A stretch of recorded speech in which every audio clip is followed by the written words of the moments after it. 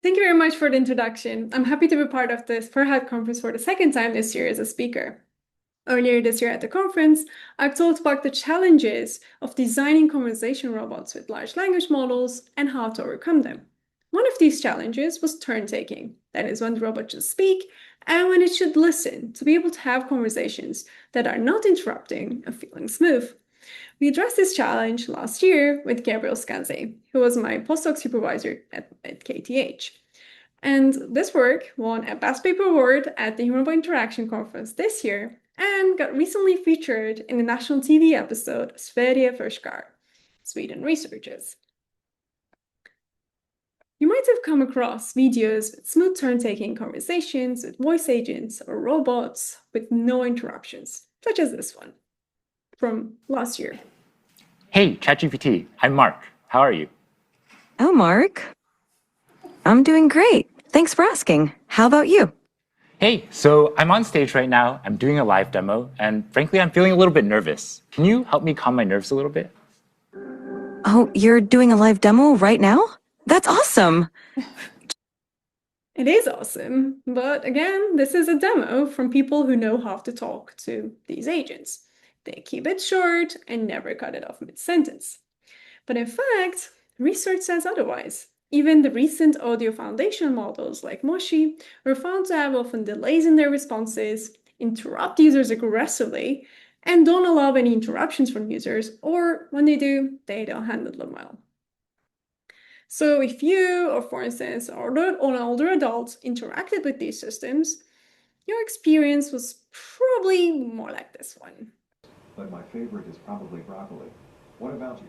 Yes, I like broccoli too. I use broccoli very often for a soup.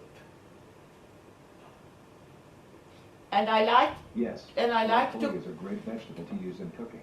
Yes, Thanks for sharing that with me. I like to cook it in steam. It's better to cook it in steam. Not very smooth, is it? It's because the traditional turn-taking systems use a silence-based threshold in a I speak, you speak kind of fashion. That is, after the user stops speaking, the robot will wait for a certain period of time and then will take the turn and won't let the user interrupt them. But people can speak quite slowly, they can take pauses during their speech, or have hesitations in their speech, especially older adults, which, as you can see, can cause a lot of interruptions and thus not only annoyance, but also impartial responses from speech recognition, which will then affect the large language model for the response generation, in turn creating a chaos in the conversation itself. But we humans adapt our speech based on who we're talking to. And that's exactly what we need to do with robots to be able to be accessible and useful for everyone. And how can we do that?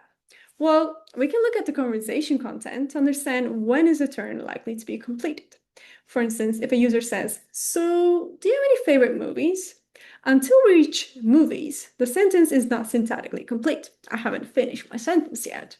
But movies is possibly where we can take the turn.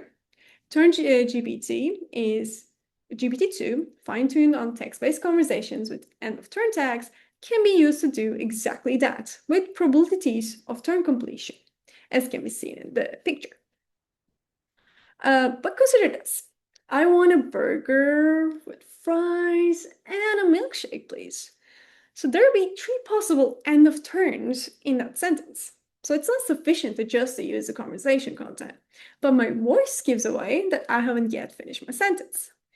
Which is why it's not sufficient to only use the conversation content, but also voice activity, both for end of speech detection and predicting into the future when is a turn likely to be done.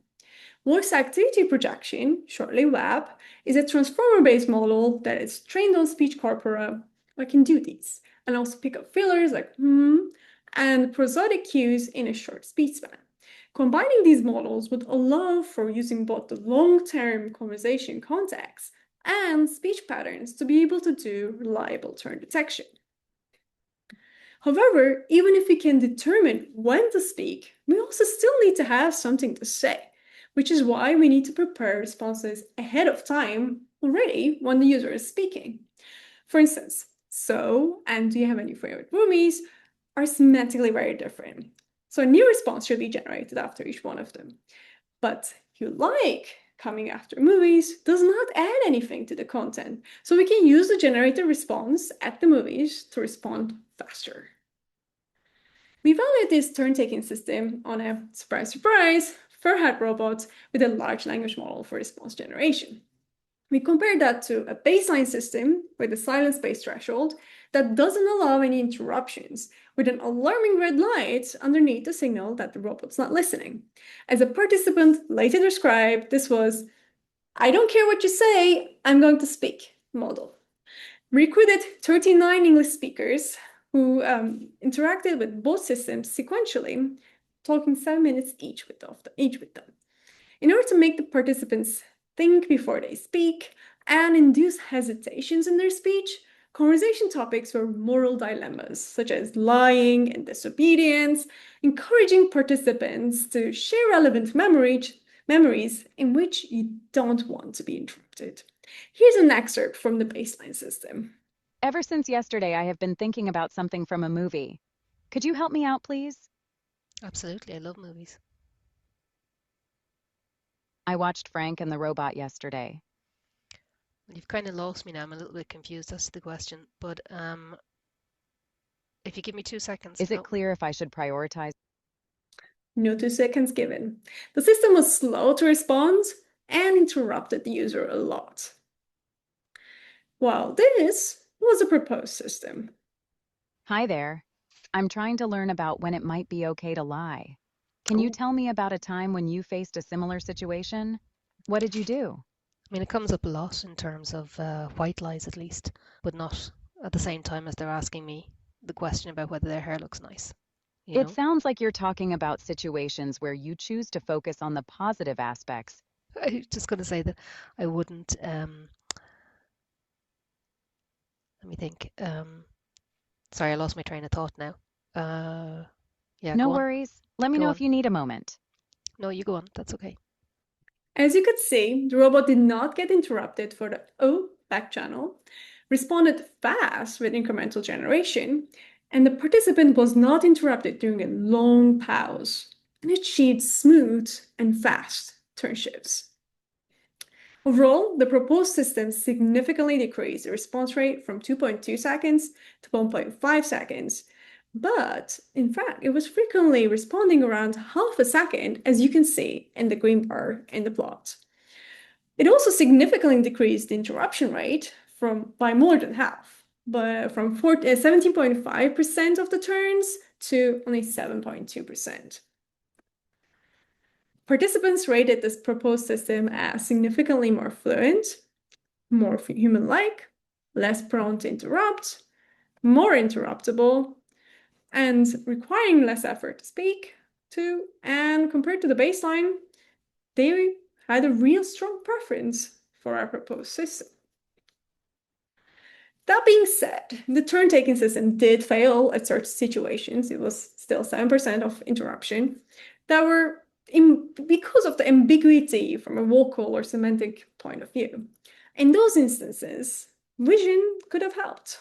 For instance, you would have generally look away when you're thinking or talking, but you will look directly at the person when you're listening to them or yielding your conversation, your turn. So gaze direction could be an additional turn-taking cue to be added to the system. Also, gestures or facial expressions could show that we want to take the turn. And to overcome these gaps in speech and to make it feel more natural, we can use back channeling, for instance, such as a nod or to be added to the robot on top of this turn-taking system.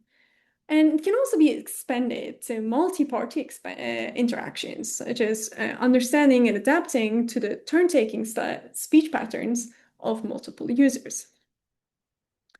Overall, the proposed system offers end-of-turn detection and prediction into the future, incremental response generation, and user interruption detection.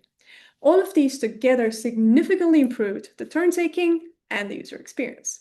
In comparison, recent models from this year, such as Advanced Voice from OpenAI and Sparrow Zero from Thales, mostly focus on the end of turn detection to be able to interrupt the user less when they're speaking long or taking pauses, but do not respond fast or handle user interruptions well.